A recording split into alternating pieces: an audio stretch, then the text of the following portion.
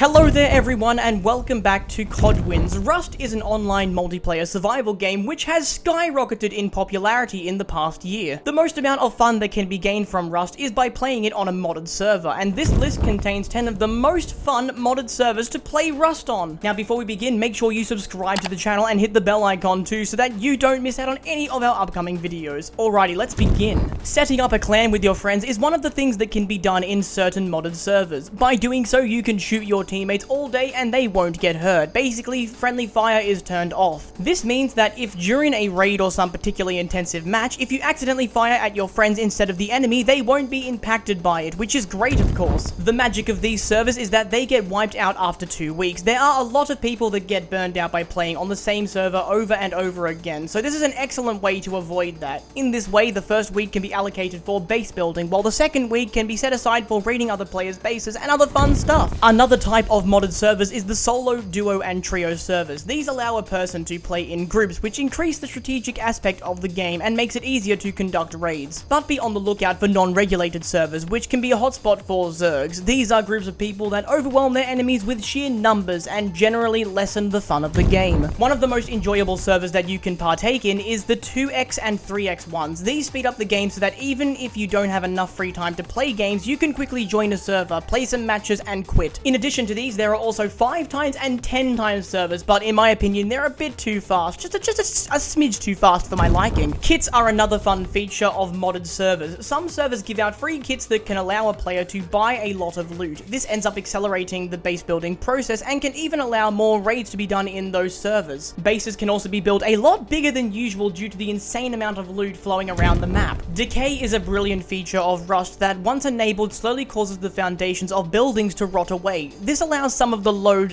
from the servers to be shed as old buildings disintegrate into nothingness. But some low population servers have disabled this feature as they felt that it wasn't necessary to their style of gameplay, and these no decay servers are a lot of fun to spend time in. Some of the best modded servers on Rust are the ones with the lowest population counts, so before joining any server, be sure to keep an eye out for the number of people already in it. If you join a server with hundreds of people, then you can get stuck in a queue, which isn't a fun way to spend your free time at all. Some modded servers have this amazing thing called the teleportation feature. This enables a player to set up a permanent home in the game, and if a person gets low on health, then they can just teleport back to their home to heal. Now, as you can very well imagine, this is found to be a bit irritating by some players who feel that their potential victims can easily escape. It kind of nullifies the downsides of raids, but an advantage of having this feature is that it incentivizes a player to explore the wilderness of Rust. Now, this one is a bit of a controversial feature. Some players love it while other players are annoyed by its presence, just like the teleportation one we mentioned earlier. What this remove tool allows a player to do is that anyone can go inside a base which doesn't have a tools cupboard, and then by typing /remove, they can obliterate the entire base in seconds. Yeah, it's kind of OP. However, on the other hand, this tool can be used to remove individual walls and items from a base, which allows for easier renovation by individuals. So it definitely has its pros and cons. There is a modded server available on Rust that gives you randomized items every 90 seconds. This is one of the most brilliant examples of what these servers can accomplish in terms of changing up the gameplay. This thing that makes this experience truly fascinating is the sheer amount of items that can be attained. Apart from this one thing, the rest of the server isn't that heavily modded, which can allow you to still enjoy Rust as a gaming experience without being too changed. So these were the most fun modded servers that you can find on Rust. There's a massive divergent amount of mods that you can find out there that are really enjoyable. I wouldn't recommend these if you are just starting out the game, but if you've gotten tired of the same old normal servers, then be sure to check out these ones. But for now guys, that does bring us to the end of our video. I do hope you guys enjoyed it. If you haven't liked the video yet, it's never too late, so go give it a thumbs up, people. We'll see you soon in another video, but until then, take care and goodbye.